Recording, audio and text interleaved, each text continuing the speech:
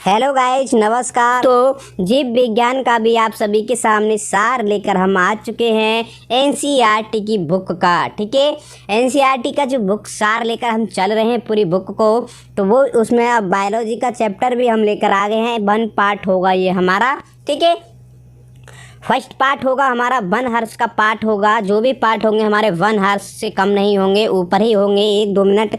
ठीक है, तो दोस्तों बने रहना हमारे साथ में और इस वीडियो को भी देखना पूरा अंत तक। आप लोगों के रिक्वेस्ट पे ही हम वीडियो लेकर आ रहे हैं, तो जीव विज्ञान की भी वीडियो हम लेकर आ गए हैं। तो चलो दोस्तों स्टार्ट करते हैं आज की वीडियो, कुछ ना देरी करते हुए। तो चलो देखते हैं जीव विज्ञान की उपशाखाएँ। ठीक है, क्या जीव विज्ञान की उपशाखाएँ, ब्रांचेस ऑफ बायोलॉजी। विटिकल्चर के द्वारा क्या उत्पादित होता है? जो विटिकल्चर जो है उसके द्वारा क्या उत्पादित होता है? तो क्या उत्पादित होता है दोस्तों? तो वो होता है अंगूर। क्या उत्पादित होता है? अंगूर। जेरोंटोलॉजी, क्या जेरोंटोलॉजी के अंतर्गत वृद्धावस्था एवं आयु वृद्धि के प्रभाव के विषय का अध्ययन किया जाता है? किसमें किया जाता है? जेरोंटोलॉजी में किया जाता है। वर्मी कल्चर में कौन सा कीट प्रयुक्त होता है? जो वर्मी कल्चर होता है उसमें कौन सा कीट है जो प्रयुक्त होता है? तो वो क्या है? केंचुआ, अर्थवॉर्म। ठीक है, केंचुआ प्रयोग होता है। पेडोलॉजी के अंतर्गत किसका वैज्ञानिक अध्ययन किया जाता है? तो वो किसका किया जाता है मेरे दोस्तों? मृदा का प्रयोग किया जाता है, अध्ययन। ठीक है, अध्ययन किया जाता है। और फूलों के अध्ययन को क्या कहते हैं? जो अध्ययन है फूलों का, उसके अध्ययन को क्या कहा जाता है? एंथोलॉजी, फूलों के अध्ययन को कहा जाता है। कीटों का वैज्ञानिक अध्ययन क्या कहलाता है? तो वो कहलाता है एंटोमोलॉजी कहलाता है। क्या कहलाता है दोस्तों? एंटोमोलॉजी कहलाता है। जनसंख्या एवं मानव जाति के आंकड़ों का अध्ययन क्या कहलाता है? तो क्या कहलाता है? जनांकिकी कहलाता है। ठीक है, डेमोग्राफी कहलाता है, जनांकिकी, डेमोग्राफी। जीवन की विभिन्न शाखाओं के जन्मों की बात कर लेते हैं। कौन किसका जनक है? जीवन की शाखाएं, और इधर दिया है जनक। ठीक है, जीवन की शाखाएं और जनक। जंतु विज्ञान, जूलॉजी की बात की जाए तो क्या है इनके जनक? अरस्तु हैं। वनस्पति विज्ञान की बात की जाए, बॉटनी की, तो वो हैं थियोफ्रेस्टस। ठीक है, थियोफ्रेस्टेटस। ठीक है, तो सूक्ष्म जीव विज्ञान, माइक्रोबायोलॉजी, लघु पाश्चर। जीवाणु विज्ञान की बात करें तो रॉबर्ट कोच। प्रतिरक्षा विज्ञान की बात की जाए तो एडवर्ड जेनर। वर्गीकी अथवा वर्गीकरण विज्ञान की बात की जाए तो कैरोलस लीनियस हैं। रुधिर परिसंचरण तंत्र की बात की जाए तो विलियम हार्वे ने की थी। ठीक है, विलियम हार्वे जो है इनके वो हैं जनक। और कोशिका विज्ञान की बात की जाए तो रॉबर्ट हुक हैं। और उत्परिवर्तन की बात की जाए तो हुगो डी ब्रिज हैं। कवक विज्ञान की बात की जाए तो एटन डी बेरी हैं। पादप शरीर क्रिया विज्ञान की बात की जाए तो स्टीफन हेल्प्स हैं। और आधुनिक वनस्पति विज्ञान की बात की जाए तो कैरोलस हैं लीनियम्स। रुधिर वर्ग की बात करें, ठीक है, तो वो हैं कार्ल लैंड स्टीनर। अंतःस्राव विज्ञान की बात की जाए दोस्तों तो वो हैं थॉमस अल्वा एडिसन। आनुवांशिकी की बात की जाए तो ग्रेगर जॉन मेडल हैं। आधुनिक आनुवांशिकी की बात करें तो D.H. मॉर्गन हैं। भारतीय पुनः वनस्पति विज्ञान की बात की जाए तो बीरबल सहानी हैं। और अनुवांशिक अभियांत्रिकी की बात की जाए तो पॉल वर्ग हैं। ठीक है, क्या है? पॉल वर्ग। इधर भी देख लेते हैं।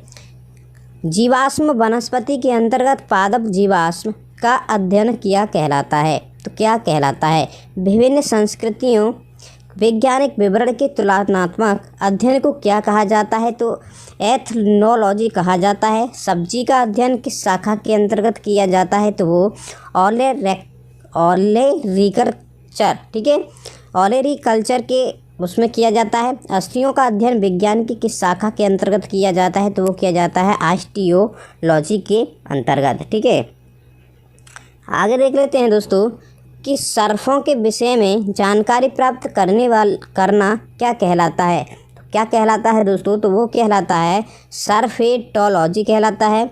हाइड्रोफोनिक्स किससे संबंधित है? तो वो है मृदा विहीन पादप संवर्धन से संबंधित। जंतु विज्ञान के अंतर्गत किन जंतुओं का अध्ययन किया जाता है? तो किस जंतुओं का अध्ययन किया जाता है जंतु विज्ञान के अंदर? तो वो जीवित व मृत दोनों प्रकार के जंतुओं का प्रयोग किया जाता है। जंतु विज्ञान जीव विज्ञान की एक शाखा है। अरस्तु को जंतु विज्ञान का जनक कहा जाता है। शैवाल विज्ञान जो है उसका जनक हैं विलियम हेनरी हार्वे। भारतीय शैवाल विज्ञान के जनक है M.O.P. आयंगर। भारतीय पारिस्थितिकी के जनक हैं रामदेव मिश्रा। Indian ecology. औषधि विज्ञान के जन्म की बात करें तो हिप्पोक्रेटिस। औषधि विज्ञान की बात हमने कर ही ली। सूक्ष्मदर्शी की बात करें तो एंटनी वॉन ल्यूवेनहॉक हैं। जीन चिकित्सा की बात की जाए तो एंडरसन है। ठीक है, आगे चलते हैं दोस्तों। आगे देखते हैं कि वनस्पति विज्ञान की प्रमुख शाखाएं और उनके अध्ययन जो मोस्ट इम्पोर्टेंट है, हर एग्जाम में 1-2 क्वेश्चन पूछा ही जाता है। तो घास विज्ञान जो है उसके अध्ययन को क्या कहा जाता है? तो घासों का अध्ययन व पालन। एल्गोलॉजी किसके अध्ययन को कहा जाता है? शैवालों के अध्ययन को एल्गोलॉजी कहा जाता है। एनाटॉमी किसको कहा जाता है? आंतरिक संरचना के अध्ययन को कहा जाता है। और एंथोलॉजी की बात की जाए तो पुष्पों का अध्ययन। जीवाणु विज्ञान की बात की जाए तो जीवाणुओं का अध्ययन। ब्रोलॉजी की बात की जाए तो ब्रायोफाइटा का अध्ययन। कैसिडोलॉजी की बात करें तो पादपों में रोगजन्य कांटों पादप केसर का अध्ययन। डेंड्रोक्रोनोलॉजी की बात की जाए तो वृक्षों की आयु का अध्ययन कहलाता है। और माइक्रोलॉजी की बात करें तो कवकों का वैज्ञानिक अध्ययन कहलाता है। अगर दोस्तों आप चैनल पर नए हो तो चैनल को सब्सक्राइब कर लेना और बेल आइकन को प्रेस कर लेना, ताकि हम इस वीडियो का जो भी हमारा टारगेट है वो आप अच्छे से समझ में आ जाए, क्योंकि हम चाहते हैं कि आप अच्छे से समझो और अच्छे नंबरों के साथ क्लिक करो। ठीक है, तो दोस्तों बने रहना हमारे साथ में, इस वीडियो को बिना स्किप के पूरा अंत तक देखना, ताकि सब कुछ समझ में आ जाए। क्योंकि जो बुक हम लेकर चल रहे हैं, जो NCERT का सार संग्रह है, महेश कुमार बर्णवाल जी की वो जो बुक है बहुत ही अच्छी है दोस्तों। मैं पढ़ रहा हूँ और मैं भी एक तैयारी कर रहा हूँ, तो आप लोगों के सामने मैंने ये वीडियो शेयर की है बना करके, और पूरी बुक मैं आपको इस चैनल पर प्रोवाइड कर दूँगा। ठीक है, तो आगे है माइक्रोप्लाज्मोलॉजी की बात की जाए तो वो है माइक्रोप्लाज्मा का वैज्ञानिक अध्ययन। नीमेटोलॉजी की बात की जाए तो नीमेटोड्स का पादपों के साथ संबंधों का अध्ययन कहलाता है। पेलियोबोटनी की बात करें तो पादप जीवाश्मों का अध्ययन कहलाता है। और पेलिनोलॉजी की बात करें तो परागणकों का अध्ययन कहलाता है। और पैथोलॉजी की बात की जाए तो पादप यौगिकों का उपचार व अध्ययन कहलाता है। और पैरासिटोलॉजी की बात करें तो पोषण तथा परजीवियों के संबंध का अध्ययन कहलाता है। आगे चलते हैं कि फार्माकोलॉजी की बात की जाए तो औषधि पादपों का अध्ययन कहलाता है। और फिजियोलॉजी की बात करें तो विभिन्न पादपों के जीव क्रियाओं का अध्ययन कहलाता है। और टेरिडोलॉजी की बात करें तो टेरिडोफाइटर्स का अध्ययन कहलाता है। और फाइटोजियोग्राफी की बात करें तो पौधों के वितरण व उसके कारणों का अध्ययन कहलाता है। स्पेस बायोलॉजी की बात करें तो अंतरिक्ष तथा वायुमंडल में स्थित पादपों का अध्ययन कहलाता है। इस सर्मेलॉजी की बात करें तो बीजों का अध्ययन कहलाता है। और कुछ इधर भी देख लेते हैं कि इकोनॉमिक बॉटनी का आर्थिक महत्व के पौधों का अध्ययन कहलाता है। इकोलॉजी की बात करें तो पौधों का वातावरण से संबंधित का अध्ययन कहलाता है। डेंड्रोलॉजी की बात करें तो वृक्षों एवं झाड़ियों का अध्ययन कहलाता है। और एथनोबॉटनी की बात करें तो आदिवासियों द्वारा पादपों के उपयोग का अध्ययन कहलाता है। फॉरेस्ट्री की बात करें तो वन्यों का अध्ययन कहलाता है, वनों का। और एक्सोबायोलॉजी की बात करें तो अन्य ग्रहों पर संभावित जीवों की उपस्थिति का अध्ययन कहलाता है। और जेनेटिक इंजीनियरिंग की बात करें, कृत्रिम जीन्स की बात करें तो ये है का निर्माण व स्थानांतरण का अध्ययन कहलाता है। लाइकेनोलॉजी की बात करें तो लाइकेंस का अध्ययन कहलाता है। माइक्रोबायोलॉजी की बात करें तो सूक्ष्म जीवों का अध्ययन कहलाता है। तो आगे देखते हैं दोस्तों, हाइड्रोफोनिक्स इस शाखा के अंतर्गत जल संवर्धन का अध्ययन किया जाता है। जंतु विज्ञान की प्रमुख शाखाएं तो कौन सी हैं? एंटोमी, विच्छेद के द्वारा शरीर एवं विविध अंगों की रचना का प्रदर्शन करना। एंथ्रोपोलॉजी की बात करें तो मानव जाति के सांस्कृतिक विकास का अध्ययन। इकोलॉजी की बात की जाए तो जैविक एवं अजैविक वातावरण में जीवों के विविध संबंधों का अध्ययन।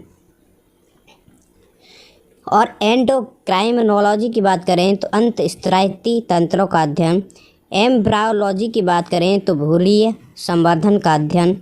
एंजाइमोलॉजी की बात करें तो उत्प्रेरकों का अध्ययन। और एंटोमोलॉजी की बात करें तो कीट पतंगों का अध्ययन कहलाता है। जेनेटिक्स की बात करें तो जीवों के आनुवांशिक लक्षण एवं उनकी वंशागति का अध्ययन कहलाता है। और हीमेटोलॉजी की बात की जाए तो रुधिर एवं रुधिर संबंधी रोगों का अध्ययन। हर्पेटोलॉजी की बात करें तो उभयचरों एवं सरीसृपों का अध्ययन। मेमोलॉजी की बात करी जाए तो स्तनधारियों का अध्ययन। माइक्रोबायोलॉजी की बात करें तो अति सूक्ष्म जीवों का अध्ययन कहलाता है। न्यूरोलॉजी की बात करें तो तंत्र का अध्ययन कहलाता है। और ओडोंटोलॉजी की बात करें तो दंत विज्ञान संबंधी अध्ययन कहलाता है। ऑर्निथोलॉजी की बात करें तो पक्षियों का अध्ययन कहलाता है। और पैथोलॉजी की बात करें तो रोगों की प्रकृति, लक्षणों एवं कारणों का अध्ययन। रेडियोलॉजी जीवों पर विवरण प्रभाव का अध्ययन। टैक्सोनॉमी जीव जातियों के नामकरण एवं वर्गीकरण का अध्ययन कहलाता है। आगे है दोस्तों, आयु वृद्धि के साथ जीवों में होने वाले परिवर्तनों का अध्ययन जरा विज्ञान कहलाता है। क्या कहलाता है? जरा विज्ञान कहलाता है। अगर दोस्तों चैनल पर नए हो तो चैनल को सब्सक्राइब जरूर कर लेना और बेल आइकन को प्रेस कर लेना ताकि हमारी ऐसी ही वीडियो का नोटिफिकेशन आपको मिलता रहे। जीवन की उत्पत्ति से संबंधित प्रमुख सिद्धांत एवं जैन विकास। जीव विकास को सर्वप्रथम किसने परिभाषित किया था? तो वो क्या था?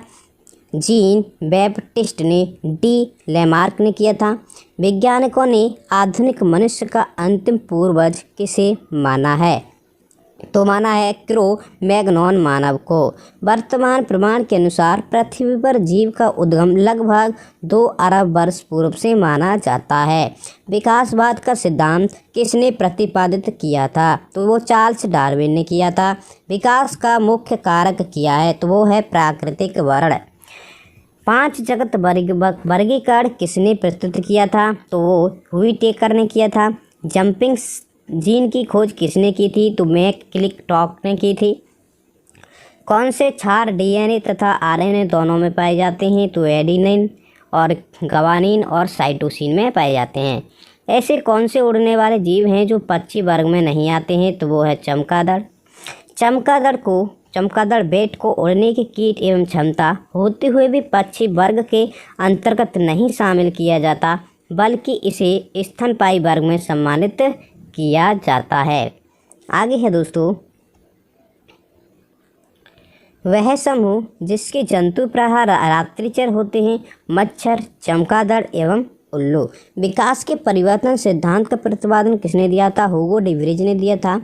आर्कियोप्टेरिक्स के जुरासिक युग का सबसे प्राचीन पक्षी कौन सा है? तो वो है सरीसृप। वह पक्षी वर्ग के मध्य की कड़ी है। मैमथ किस जीव का पूर्वज है? तो वो है हाथी का। पृथ्वी पर सबसे पहले किस जीव की उत्पत्ति मानी जाती है? तो वो मानी जाती है नीलहरित शैवाल की। शीत ऋतु में पशुओं के प्रसुप्ति काल को क्या कहते हैं? तो वो कहा जाता है हाइबरनेशनल। किस जीव स्नायु तंत्र तो होता है परंतु मस्तिष्क नहीं होता? तो तारा मील में, स्टार में, ठीक है, स्टार फिश में। जीवाणु में किस प्रकार के राइबोसोम पाए जाते हैं? तो वो 705 राइबोसोम पाए जाते हैं। कुछ साधारण नाम तथा उनके वैज्ञानिक नामों की बात कर लेते हैं। मानव की बात करें तो होमो सेपियंस कहा जाता है। तेंदुए की बात करें तो पैंथेरा पायरस कहा जाता है। बाघ की बात करें तो पैंथेरा टिग्रिस कहा जाता है। शेर की बात करें तो पैंथेरा लियो। मटर की बात करें तो पाइसम सटाइवम कहा जाता है। बिल्ली की बात की जाए तो फेरिस्टेटस कहा जाता है। मेढक की बात करें तो राना ट्रिगिना कहा जाता है। धान की बात करें तो ओराइजा सटाइवा कहते हैं। सरसों की बात करें तो ब्रेसिका कंप्रेस्ट्रिस कहा जाता है। और चने की बात करें तो सीसर एरिएटिनम कहा जाता है। और गेहूं की बात करें तो वो कहा जाता है ट्रिटिकम एस्टिवम, ठीक है। और गाय की बात करें तो बॉस एडिकस कहा जाता है। और आम को कहा जाता है मैंगीफेरा इंडिका। डायनासोर सरीसृप वर्ग में आते थे जिनका उदय मेसोजोइक युग में हुआ था। नीलहरित शैवाल जीवाणु तथा कवक में लवक नहीं पाए जाते हुए कि लोमनी के आकार की कौन सी रचना पाई जाती है? तो वो पाई जाती है क्रामेटोफोर्स की। ठीक है, किन पौधों में जाइलम वाहिकाओं का अभाव होता है? तो वो होता है अनावृतबीजी एवं टेरिडोफाइटस में। ठीक है, प्रकाश संश्लेषण की प्रकाशिक एवं अप्रकाशिक अभिक्रिया क्लोरोप्लास्ट, ठीक है, क्लोरोप्लास्ट में कहाँ संपन्न होती है? तो वो होती है क्रमशः ग्रेना एवं स्ट्रोमा में। मॉलस्का संख्य कुछ जंतुओं में नीली या हरे रंग का रक्त किसके कारण होता है? तो हीमोयासिन के कारण होता है। कि किसके? हीमोयासिन के कारण होता है। आगे बात करते हैं कि मानव हृदय का बायां निलय प्रकोष्ठ पूर्णतः ऑक्सीकृत रक्त को महाधमनी में और संपूर्ण शरीर में भेजता है। दोस्तों, चैनल पर नए हो तो चैनल को सब्सक्राइब कर लेना और बेल आइकन को प्रेस कर लेना ताकि हमारे ऐसे ही वीडियो का नोटिफिकेशन आप तक पहुंच सके।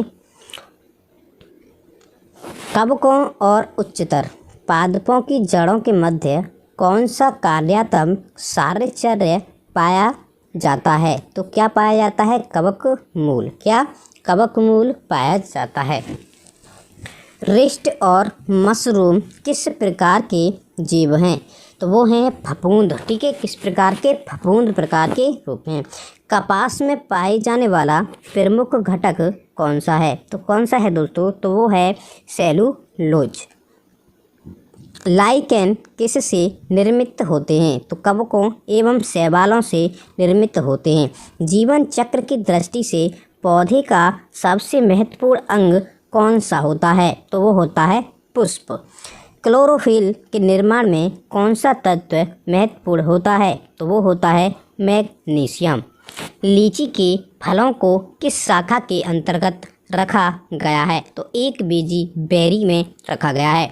हल्दी पौधों के तने से प्राप्त होती है तथा उसका खाने वाला हिस्सा प्रकंद कहलाता है। लाल मिर्च किसकी उपस्थिति के कारण तीखी होती है? तो कैप्सिसिन के कारण होती है। सबसे बड़ा स्तनपायी जीव कौन सा है? तो वो है व्हेल। रेशम का कीड़ा अपने जीवन काल की किस अवस्था में वाणिज्यिक तंतु उत्पन्न करता है? तो वो करता है प्यूपा अवस्था में। ठीक है, प्यूपा अवस्था में करता है। आगे है कि गर्म रुधिर वाले या समतापी जंतु के शरीर का तापमान कितना होता है? तो सदैव एक समान रहता है उसका तापमान। समुद्री घोड़ा किस प्रकार के जीव का उदाहरण है? तो किस प्रकार के जीव का उदाहरण है दोस्तों?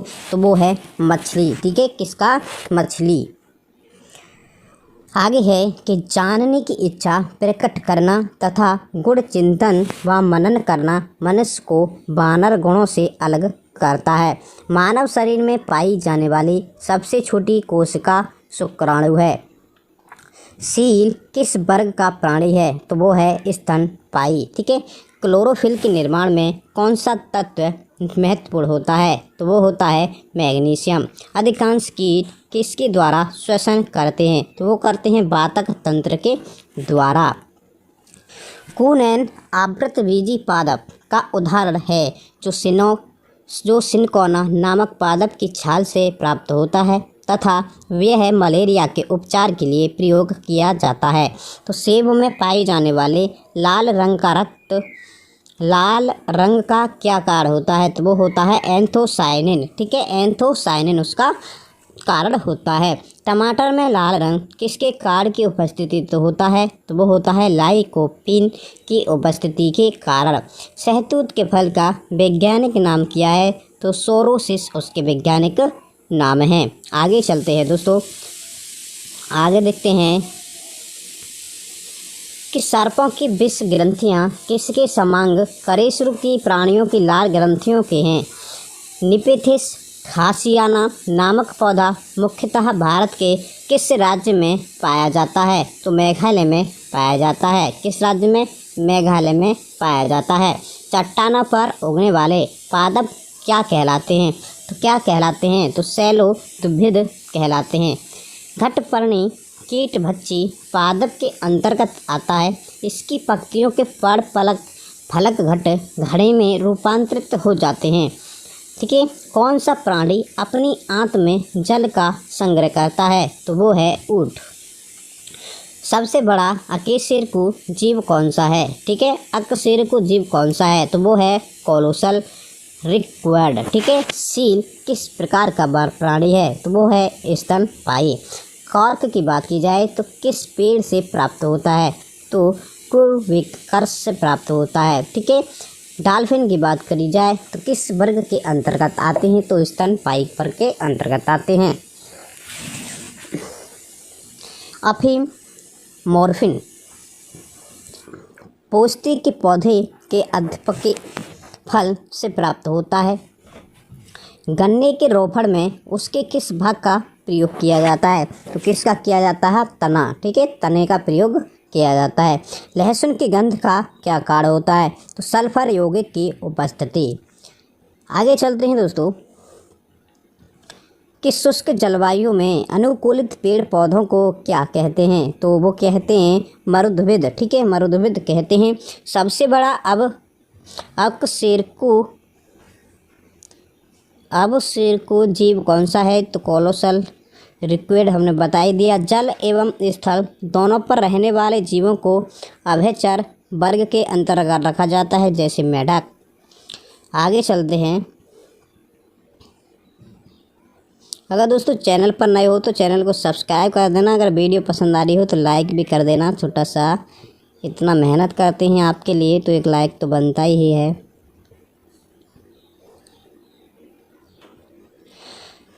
अधिपादप अन्य पौधों पर क्यों निर्भर रहते हैं? तो यांत्रिक सहारे के लिए।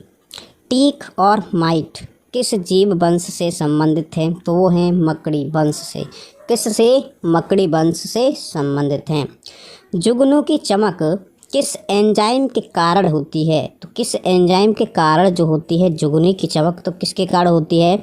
ल्यूसीफेरस के कारण होती है। सन हेम्प रेशे किससे प्राप्त किए जाते हैं? तो फ्लोएम से प्राप्त किए जाते हैं। लैंग हीमोग्लोबिन किस में पाई जाती है? तो लैंग हीमोग्लोबिन जो है वो किस में पाई जाती है? तो वो पाई जाती है लैंगडोल्यूम मूल ग्रंथियों में। डार्विन की पुस्तक on the original of species कब प्रकाशित हुई थी? तो वो हुई थी वर्ष 1859 में। ठीक है, वर्ष 1859 में हुई थी। वह जीव जिसका महत्व डूबने से हुए मृत्यु का पता लगाने में किया जाता है तो वो है डायटस। ठीक है, क्या है? डायटस। पपीते का पीला किस कारण होता है? तो कैरिका जैंथिन की उपस्थिति के कारण होता है। पौधे के किस भाग से हल्दी प्राप्त होती है? तो वो होती है तने से। किस शैवाल से आयोडीन का निर्माण होता है? तो वो होता है लेमिनेरिया नामक शैवाल से, भूरी शैवाल। वे जीवाणु जो वायुमंडलीय नाइट्रोजन को नाइट्रोजन के यौगिकों में परिवर्तित करते हैं वे क्या कहलाते हैं? तो नाइट्रोजन स्थिरीकारी जीवाणु कहलाते हैं। अधिक नमक वाले अचार में जीवाणु जीवित क्यों नहीं रह पाते? क्योंकि ये जीव द्रव्य कुचित होकर मर जाते हैं। आगे चलते हैं दोस्तों। आगे हैं कि जीव विकास के पक्ष में किस स्रोत से प्रत्यक्ष प्रमाण प्राप्त होते हैं? तो वो है जीवाश्मों से। ठीक है, जीवों के विकास के संदर्भ में कौन सा अनुक्रमण सही है? तो वो है सैलामेडर, अजगर, कंगारू। किन कशेरुकी जीवों में कंकाल पूर्णतः अनुपस्थित होता है? तो वो है सरीसृप। कॉकरोच और सिल्वरफिश में किस प्रकार का परिसंचरण तंत्र पाया जाता है? तो वो है खुला परिसंचरण तंत्र। स्तनपायी भ्रूण के उत्सर्जनीय उत्पाद किसके द्वारा बाहर उत्सर्जित किए जाते हैं? तो वो अपराध द्वारा किए जाते हैं। तो चमगादड़ कैसा प्राणी है? तो वो है निहत तापी। अधिक नमक वाले अचार में जीवाणु जीवित क्यों नहीं रह पाते हैं? क्योंकि ये जीव द्रव्य कुचित होकर मर जाते हैं। कवक कोशिका में संचित होने वाला खाद्य पदार्थ कौन सा है? तो वो है ग्लाइकोजन। तालाबों और कुओं में किस जंतु को छोड़ने से मच्छरों को नियंत्रित करने में मदद मिलती है? तो गैम्बूसिया। ठीक है, फिश। बिस्फेनॉल ए BPA क्या है? तो वो है खाद्य सर्विस्टन सामग्री के विकास के लिए प्रयोग में लाए जाने वाला रसायन। मृदा के प्रयोग के बिना केवल खनिज युक्त सहायता से पौधे उगाने की विधि को हाइड्रोपोनिक्स कहा जाता है। प्रतिजैविकों मुख्यतः प्राप्त की जाती है तो वो जीवाणुओं से प्राप्त की जाती है। किससे प्राप्त की जाती है दोस्तों? जीवाणुओं से प्राप्त की जाती है। रिष्ट कोशिका में कौन सा मुख्य विकर होता है? तो वो होता है जाइमेस। क्या होता है? जाइमेस होता है। आगे चलते हैं। चमगादड़ कैसा प्राणी है? चमगादड़ जो है वो कैसा प्राणी है? तो नियत तापी प्राणी है। विज्ञान की पैलियोटोलॉजी नामक शाखा के अंतर्गत जीवाश्मों का अध्ययन किया जाता है। सबसे बड़ा जो तेज गति से दौड़ सकता है परंतु उड़ नहीं सकता शुतुरमुर्ग है। नमक युक्त मिट्टी में उगने वाले पादप हेलोफाइट कहलाते हैं। एंटी अमीबा हिस्टोलिटिका नामक परजीवी मानव के किस अंग में पाया जाता है? तो वो आंत में पाया जाता है। किसमें? आंत में पाया जाता है। लिग्निन नामक पदार्थ जमा रहता है तो वो जाइलम ऊतक में जमा रहता है। किसमें? जाइलम ऊतक में जमा रहता है। डीएनए संश्लेषण तथा हिस्टोन प्रोटीन कोशिका चक्र की किस प्रावस्था में बनते हैं? तो वो 5 प्रावस्था में बनते हैं। रिष्ट कोशिका में कौन सा मुख्य विकर होता है? तो वो जाइमेस होता है। जब एक ही जीन 2 या 2 से अधिक भिन्न भिन्न लक्षणों को एक साथ नियंत्रित करती है तो इसे क्या कहा जाता है? तो बहुप्रभाविता का नियम कहा जाता है। बहुप्रभाविता का नियम कहा जाता है। क्यूनिन किसकी छाल से प्राप्त की जाती है? तो सिनकोना की छाल से प्राप्त की जाती है। मेडन ने अपने वंशागति नियमों को प्रतिपादित करने में किस पौधे का प्रयोग किया है? वो क्या है? गार्डन पीका। ठीक है, मटर।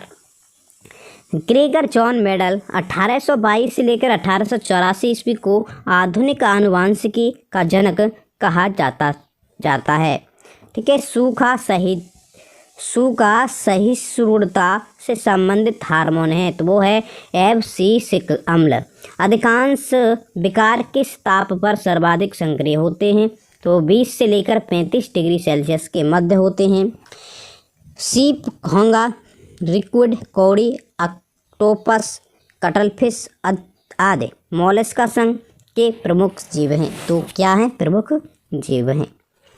आगे चलते हैं दोस्तों। कोशिका सेल। जीव कोशिका के किस कोशिकांग को ऊर्जा पर कहा जाता है? ऊर्जा घर कहा जाता है। सॉरी दोस्तों, कि माइटोकॉन्ड्रिया को कहा जाता है।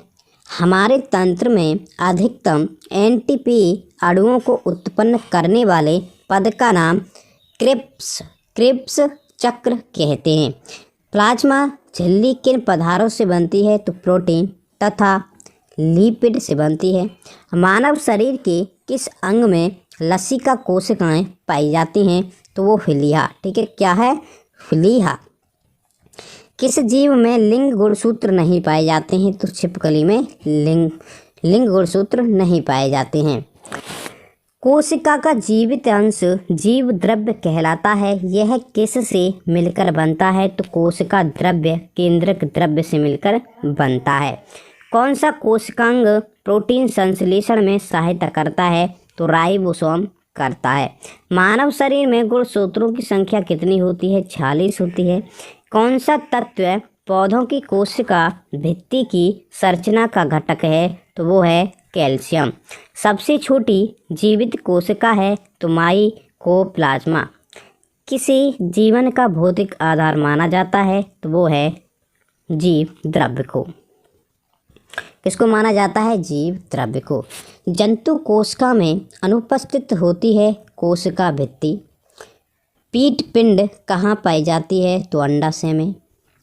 परिक्रमित कोशिका मृत्यु के कोशिकीय और आणविक नियंत्रण को क्या कहते हैं? तो एपोप्टोसिस कहते हैं। ठीक है, एपोप्टोसिस कहते हैं। केंद्रक के अतिरिक्त कोशिका के किस कोशिकांग डीएनए अवस्थित होता है? तो हरित लवक तथा माइटोकॉन्ड्रिया। किसी कोशिका की पाचन थैली कहते हैं? तो लाइसोसोम को कहा जाता है। कौन सा कोशिकांग केवल वनस्पति कोशिका में ही उपस्थित होता है? तो वो है हरित लवक। द्विनाम पद्धति के जन्मदाता कौन थे? तो वो थे कैरोलस लिनियस। दो कोशिकाओं के मध्य पदार्थों का आवागमन किसके माध्यम से होता है? तो जीव द्रव्य तंतु के माध्यम से होता है। किस तत्व के कोशिका में एकत्रित होने से रंध्र खुल जाते हैं? तो वो है पोटेशियम। ट्रैफिक पुलिस की संख्या किस कोशिकांग को प्रदान की जाती है? तो वो की जाती है गाल्जी काय को। प्लाज्मा झिल्ली किसकी बनी होती है? तो लाइपोप्रोटीन की बनी होती है। आगे चलते हैं।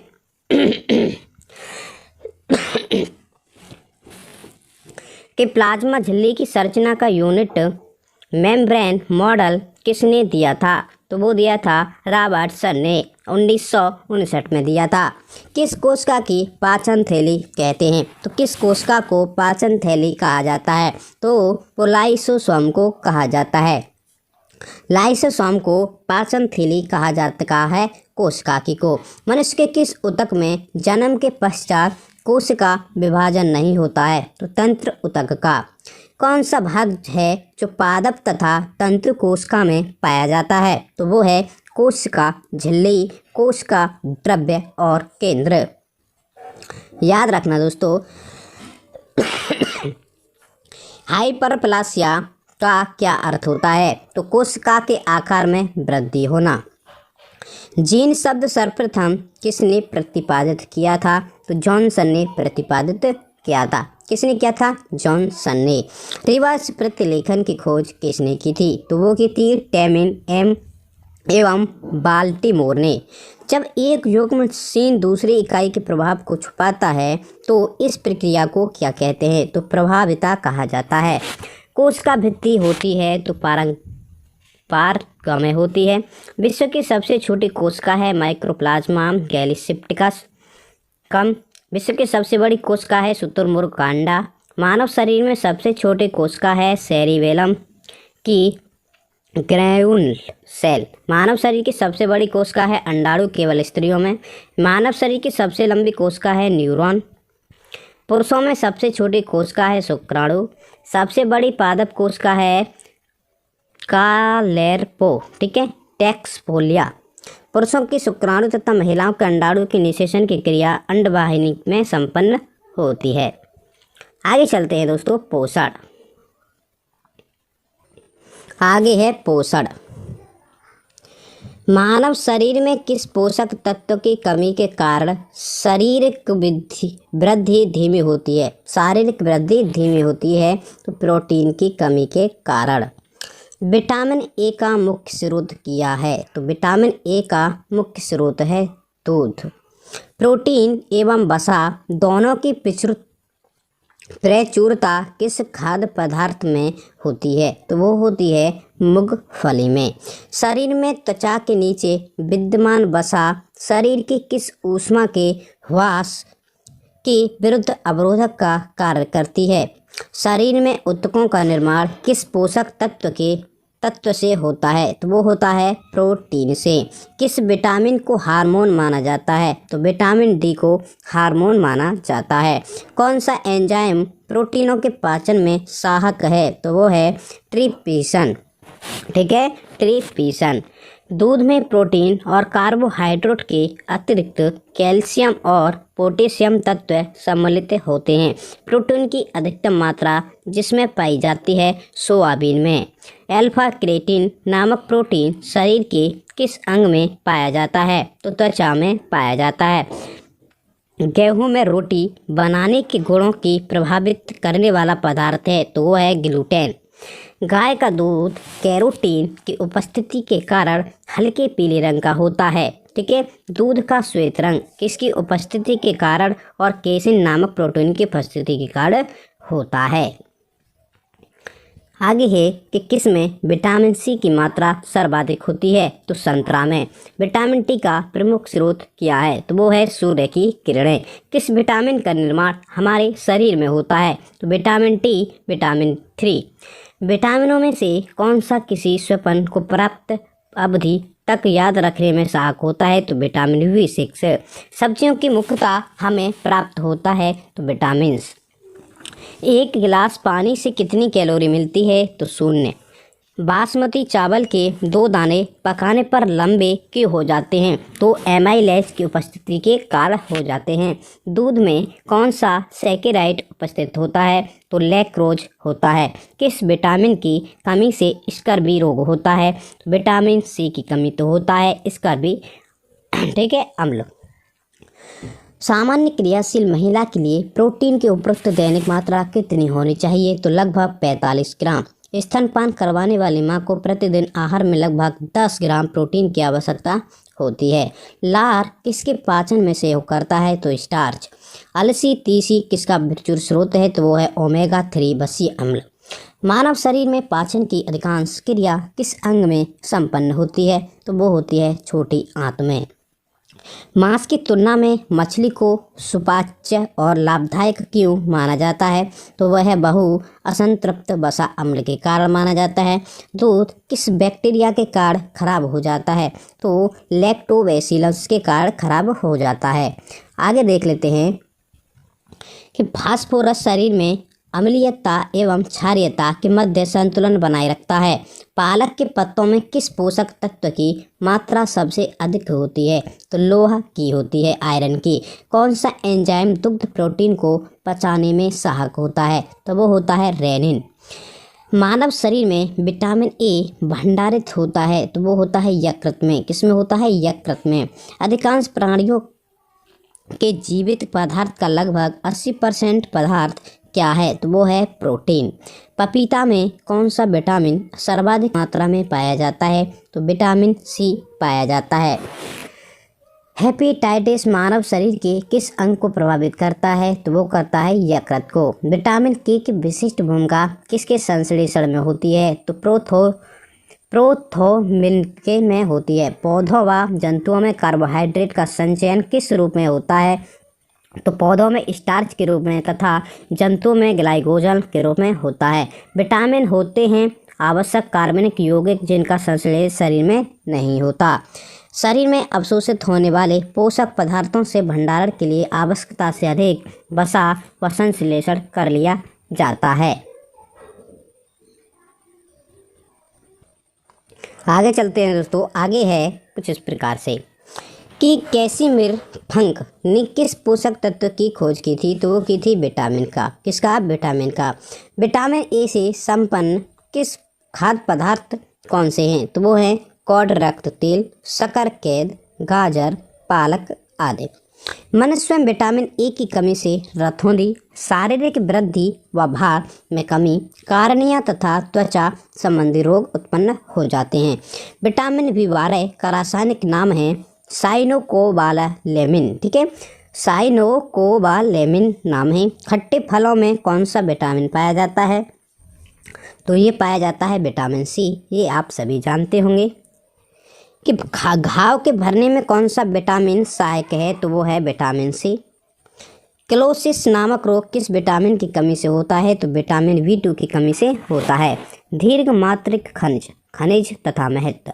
कैल्शियम दांतों और अस्थियों की संरचना, रुधिर स्कंदन तंत्रिकाओं एवं पेशिकाओं के कार्य। फास्फोरस दांतों और हड्डियों की रचना, अम्ल क्षार संतुलन, ATP और DNA। गंधक अनेक अमीनो अम्लों तथा कुछ हार्मोन्स एवं विटामिनों का घटक। पोटेशियम अम्ल क्षार संतुलन, जल संतुलन तंत्रिकाओं की कार्य की। क्लोरीन जठर रस का अम्ल क्षार संतुलन। सोडियम अम्ल क्षार संतुलन, जल संतुलन तंत्रिकाओं की कार्य की। मैग्नीशियम ग्लाइकोलाइसिस तथा ATP पर आश्रित अनेक उपचायी क्रियाओं के एंजाइम का सहघटक। खनिज की बात करें तो प्रमुख स्रोत और खनिज, इनकी अभी बात करते हैं दोस्तों। घाव के भरने के लिए हमने बता दिया। कैलोसिस नामक रोग किस विटामिन की कमी से होता है विटामिन B2। थायमिन किसका रासायनिक सूत्र है तो यह है विटामिन B1 का। जल में कौन सा विटामिन घुलनशील होता है तो वो होता है विटामिन B और विटामिन C। ये जल में घुलनशील होते हैं। पहला ग्राह और स्कर्वी क्रमशः किन विटामिनों की कमी के कारण होते हैं? तो विटामिन B3 और विटामिन B की कमी के होते हैं। ठीक है, विटामिन C और विटामिन B3 की कमी से। विटामिन D का रासायनिक नाम क्या है? तो वो है कैल्सीफेरॉल। ठीक है, आगे चलते हैं। खनिज और प्रमुख स्रोत। लोहा की बात करें तो केला एवं खजूर। पोटेशियम की बात की जाए तो पालक। आयोडीन की बात करें तो आयोडीन युक्त सामान्य नमक। कैल्शियम की बात की जाए तो दूध एवं अंडे। विटामिन डी की कमी से कौन सा रोग होता है? तो वो होता है रिकेट्स। ठीक है, रक्त का थक्का बनने में विटामिन के की आवश्यकता होती है। किस विटामिन की कमी से शरीर की प्रतिरक्षा प्रणाली जनन क्षमता कम हो जाती है? हाँ, कौन सा तत्व किडनी में पथरी को बनने से रोकता है? तो वो है मैग्नीशियम। कौन सा फल स्कर्वी रोग के उपचार में उपयोगी होता है? तो क्या होता है? आंवला। एक संतुलित आहार में विभिन्न पोषक तत्वों को किस अनुपात में होना चाहिए? तो 1/2 प्रोटीन, 1/4 वसा, 1/3/5 कार्बोहाइड्रेट। किस पोषक तत्व से प्रति ग्राम सर्वाधिक ऊर्जा प्राप्त होती है? तो वसा से। ठीक है, वसा से होती है। किस विटामिन की कमी से शरीर की प्रतिरक्षा प्रणाली तथा जनन क्षमता कम हो जाती है? तो वो है एस्कॉर्बिक अम्ल। संक्रमण रोधी विटामिन किसे कहते हैं? तो विटामिन ए को कहा जाता है। किस विटामिन में कोबाल्ट पाया जाता है? तो विटामिन B12 में पाया जाता है। अनाज के छिलके में मुख्यतः कौन सा विटामिन पाया जाता है? वो थायमिन B1 पाया जाता है। आगे बात करते हैं दोस्तों कि भोजन में रेशों का महत्व क्या है। भोजन में रेशों की अधिकता पाचन क्रिया में सहायक होती है। रेशे युक्त भोजन में ग्लूकोज की मात्रा कम होती है, जिसमें आंतें, ट्यूमर बनने की संभावनाएं कम हो जाती हैं। किस पोषक तत्व में प्रति ग्राम सर्वाधिक ऊर्जा प्राप्त होती है? तो वसा में। किसकी कमी से क्रिस्टीनियम जब मंद बुद्धि एवं बौना रोग हो जाता है? तो वो है आयोडीन। कौन सा विटामिन शरीर को रोगों से प्रतिरक्षा प्रदान करता है? तो वो है विटामिन ए। विटामिन डी की अनुपस्थिति से शरीर में कैल्शियम की कमी हो जाती है। तो दोस्तों, चैनल पर नए हो तो चैनल को सब्सक्राइब कर देना और बेल आइकन को प्रेस कर लेना। विटामिन उपचाई प्रक्रिया में महत्वपूर्ण भूमिका निभाते हैं। ये विभिन्न रोगों से शरीर की रक्षा करते हैं। तो बात कर लेते हैं वसा में घुलनशील विटामिन की। नाम और स्रोत, यहाँ कार्य पर प्रभाव दिया है और कमी का प्रभाव। Vitamin A retinol. कैरोटीन युक्त फल, यकृत व आंतरिक श्लेष्मा की कोशिकाएं। कार्य पर प्रभाव की बात करें तो दृष्टि रंगों का संश्लेषण, एपिथेलियम स्तंभों की वृद्धि एवं विकास, कार्नियों व त्वचा की कोशिकाओं का विकास अवरुद्ध होना। विटामिन डी को देख लेते हैं। कैल्सीफेरॉल मक्खन, यकृत, मछली का तेल, गुर्दा, अंडे, रिष्ट, सूर्य के प्रकाश द्वारा संश्लेषित। कार्य की प्रभाव की बात करें तो कैल्शियम व फास्फोरस का उपापचय, हड्डियों और दांतों की वृद्धि, सूखा रोग हो जाता है ऑस्टियोमेलासिया। विटामिन ई टोकोफेरोल तेल, गेहूं, अंडे, जर्दी, सोयाबीन। कोशिका कला की सुरक्षा, जनन क्षमता में वृद्धि, पेशियों की क्रियाशीलता, जनन क्षमता में कमी, एपिथेलियम कमजोर। आगे चलते हैं कि विटामिन के हरी पत्तियां, अंडा, यकृत, टमाटर, गोभी। यकृत में प्रोथुमिन का संश्लेषण, सोयाबीन आदि के बैक्टीरिया, फ्लोक्विनोन, चोट पर रक्त का धक्का न जमने से अधिक रक्तचाप। जल में घुलनशील विटामिनों की बात कर लेते हैं। नाम है विटामिन B1 थायमिन। स्रोत है अनाज, फलियां, सोयाबीन, अंडा, मांस, केसाई, एंजाइम्स का घटक। कार्य के पर प्रभाव की बात करें तो कार्बोहाइड्रेट एवं वसा, उपापचयी क्रियाओं के सह एंजाइम का घटक है। कमी का रोग है बेरी रोग। B2 की बात करें तो राइबोफ्लेविन, पत्तियां, दूध, यकृत, मांस, पनीर, अंडा, रिष्ट, हरी। अपापचय में महत्वपूर्ण सह एंजाइम्स FAD तथा FLM में घटक। क्लोसिसिस रोग हो जाता है। B3 निकोटिन अम्ल, रिष्ट, मांस, यकृत, मछली, अंडा, दूध, मटर, मेवा, फलियां ये स्रोत हैं। और कार्य की बात करें तो उपापचय में महत्वपूर्ण सह एंजाइम्स NAD तथा NADP का घटक हैं। पहला ग्रा रोग, ठीक है, पहला ग्रा रोग हो जाता है। B5 की बात करें तो इसके स्रोत हैं अंडा, यकृत, मांस, दूध, टमाटर, मूंगफली, गन्ना। पेंटोथेनिक अम्ल। और इसके कार्य की बात करें तो कैटाफोलिज्म में महत्वपूर्ण सह एंजाइम ए का घटक। कमी का प्रभाव देखें तो चर्म रोग और वृद्धि कम, बाल सफ़ेद होना, जनन क्षमता कम। आगे चलते हैं, V6 की बात कर लेते हैं। फायरिडॉक्सिन दूध, ये स्रोत हैं रिष्ट, अनाज, मांस, यकृत। अमीनो अम्ल के अपापचय में सह एंजाइम, रक्तक्षीणता, चर्म रोग, पेशी ऐंठन। V7 की बात करें, बायोटीन, मांस, गेहूं, अंडा, मूंगफली, चॉकलेट, सब्जी, फल। ये इसके स्रोत हैं बसीय एवं अमीनो अम्लों सहित कई अन्य पदार्थों का संश्लेषण, चर्म रोग हो जाता है, बालों का झड़ना। V9 की फॉलिक अम्ल समूह की बात की जाए तो हरी पत्तियां, यकृत, सोयाबीन, रिष्ट फलियां, वृद्धि रुद्र कणिकाओं का निर्माण, DNA का संश्लेषण, रक्तक्षीण का वृद्धि में कमी। V12 साइनोकोबालामिन, स्रोत हैं मांस, मछली, यकृत, अंडा, दूध, आंत की बैक्टीरिया। वृद्धि है रुद्रकाओं का निर्माण, न्यूक्लिक अम्लों का संश्लेषण, रक्तक्षीणता, तंत्र के विकार। सी की बात करें, एस्कॉर्बिक अम्ल, आंवला, नींबू, खट्टा फल, टमाटर, सब्जियां, आलू, अन्य फल। अंतराकोश के सीमेंट, कोलेजन, तंतुओं हड्डियों के मैट्रिक्स, स्कर्वी रोग, मसूड़ों से सूजन एवं रक्त आना। विटामिन के का रासायनिक नाम फिलोक्विनोन है, जिसका अर्थ है रक्त स्कंद करना। यकृत में प्रोथ्रोम्बिन का निर्माण करना है। आगे है पादपों की आकारिकी। किसकी? पादपों की आकारिकी। अगर आप हमारे चैनल पर नए हो तो आपसे रिक्वेस्ट है कि हमारे चैनल को ज़रूर सब्सक्राइब कर लें, क्योंकि हम जो यहाँ पर जो भी टॉपिक पर वीडियो लाते हैं, साइंस हो गया, फिजिक्स हो गया, केमिस्ट्री हो गया, हिस्ट्री हो गया, जियोग्राफी हो गया, सारे क्वेश्चन वही लाते हैं जो एग्ज़ाम में पूछे गए हैं रिपीटेड।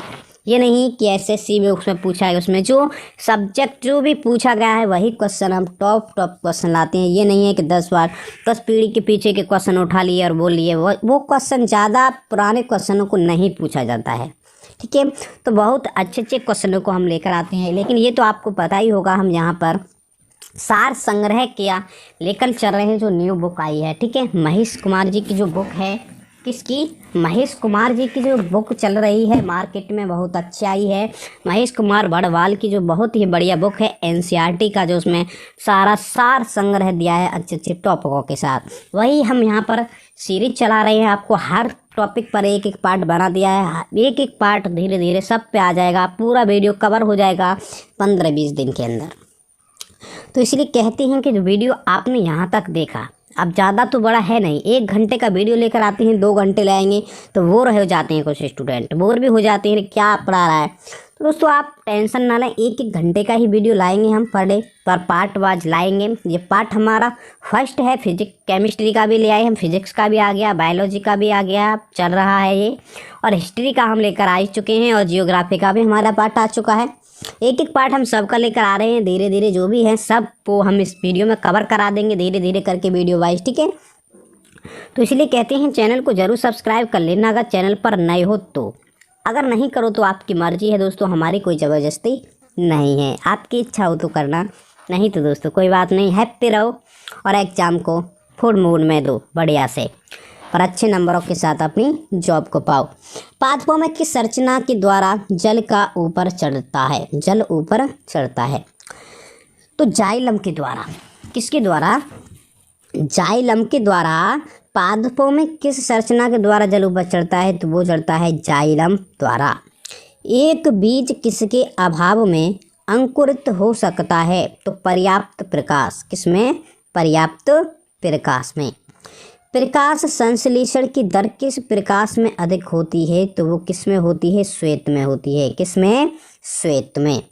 रंध्रीय बाष्प उत्सर्जन रुक जाता है कब रुक जाता है? जब विसरण कोशिका क्रिया करती हैं। ठीक है, जीवाणुओं द्वारा नाइट्रेट को वायुमंडलीय नाइट्रोजन में परिवर्तन करने को प्रक्रिया क्या कहलाती है? तो विनाइट्रीकरण कहलाती है। क्या कहलाती है? विनाइट्रीकरण प्रक्रिया कहलाती है। किस प्रक्रिया के दौरान सौर ऊर्जा रासायनिक ऊर्जा में परिवर्तित हो जाती है? तो प्रकाश संश्लेषण। कौन सी? प्रकाश संश्लेषण। भूमि की उर्वरता को घटाने वाला जीवाणु कौन सा है? तो वो है थायोबैसिलस डीनाइट्रिफिकेंस। ठीक है, डीनाइट्रिफिकेंस है। जीवाणु में प्रकाश संश्लेषण क्रिया में हाइड्रोजन दाता ना सामान्यतः कौन सा होता है? तो वो होता है हाइड्रोजन सल्फाइड H2S। ठीक है, हाइड्रोजन सल्फाइड H2S। किस समूह के पौधों के जीवन चक्र में 2 स्वतंत्र पीढ़ियों का एकांतरण होता है? तो वो होता है टेरिडोफाइटस। ठीक है, वायु प्रदूषण के सूचक होते हैं। तो वायु प्रदूषण होता है उसके सूचक क्या होते हैं? तो वो होते हैं लाइकेन। ठीक है, क्या होते हैं? लाइकेन। अंडाशय विहीन पुष्पोद्भिद क्या कहलाते हैं? तो वो कहलाते हैं जिम्नोस्पर्म्स। ठीक है, जिम्नोस्पर्म्स कहलाते हैं। बरगद की शाखाओं से निकलने वाली जड़ों को क्या कहा जाता है? तो वो स्तंभ मूल कहा जाता है। क्या कहा जाता है? स्तंभ मूल कहा जाता है।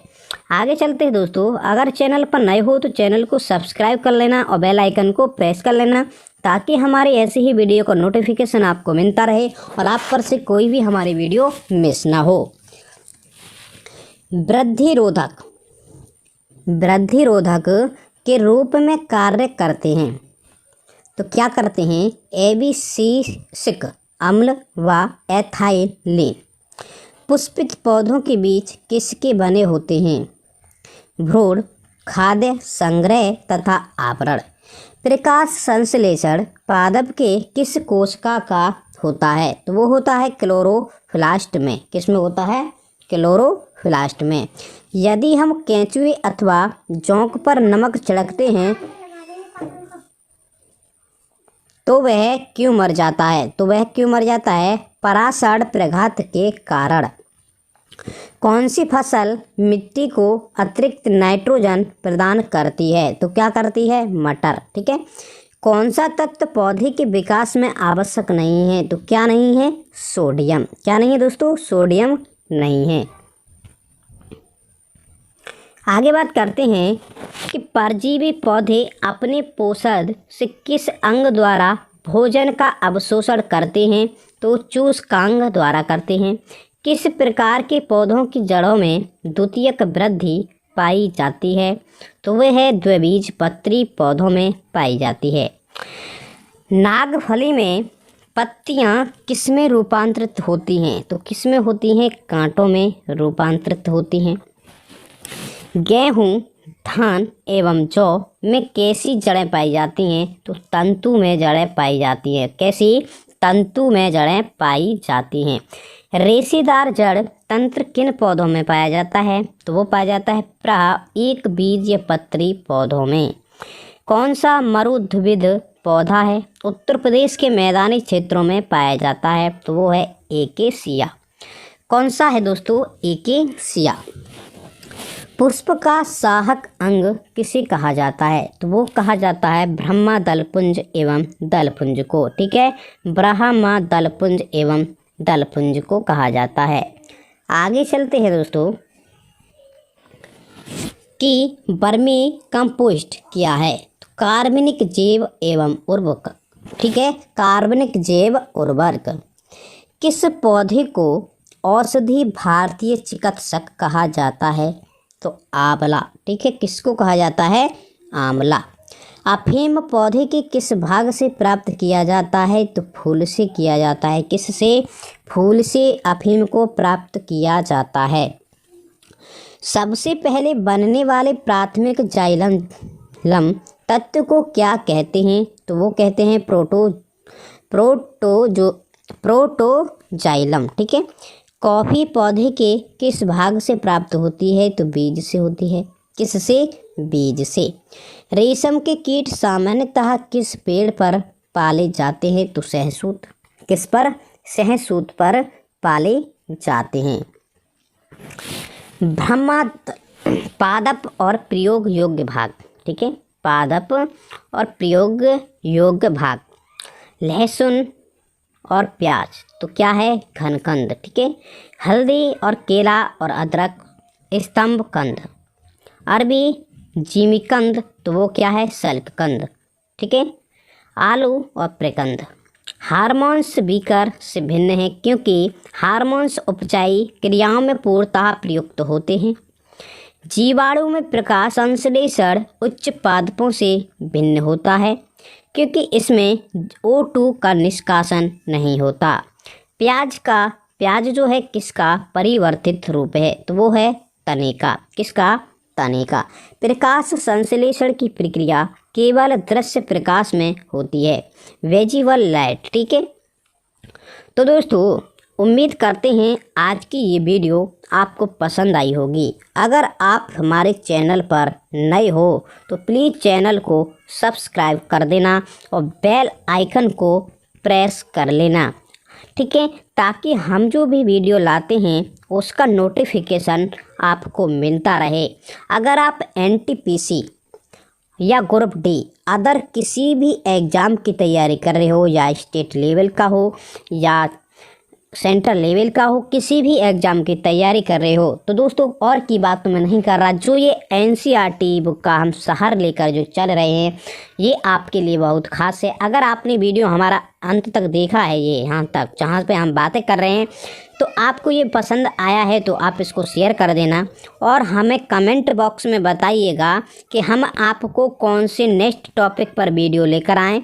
ये हमारा पार्ट 1 हमने सब ला दिए हैं, 2-3 टॉपिक और बचे हैं तो उनको आप बताइए। हम एक एक पार्ट सबका लेकर आ गए हैं और नेक्स्ट पार्ट अब फिर स्टार्ट होने वाला है। एक एक पार्ट अब हमारा नेक्स्ट पार्ट जो आएगा तो वो आने वाला है, बायोलॉजी से हमारा आ गया और अब हमारा आएगा पोल्ट्री का सेकंड पार्ट आएगा, शाम को 8 बजे आएगा। ठीक है। शाम को 8 बजे आना ना भूलें। पोल्ट्री का पार्ट 2 आने वाला है और फिजिक्स का भी पार्ट हमारा कल आएगा और हो सके तो डे में आ सकता है, दोपहर के टाइम में। तो दोस्तों इसी के लिए कहते हैं बने रहना हमारे साथ में और अपने दोस्तों के पास भी, और इस वीडियो को ज़्यादा से ज़्यादा हो सके तो शेयर करना ताकि वो भी इस वीडियो का लाभ ले सकें और वो भी अच्छे नंबरों के साथ अपने एग्ज़ाम को क्रैक कर सकें। तो दोस्तों मिलते हैं अगले वीडियो में, तब तक के लिए thank you for watching the video. Bye bye दोस्तों, टेक केयर।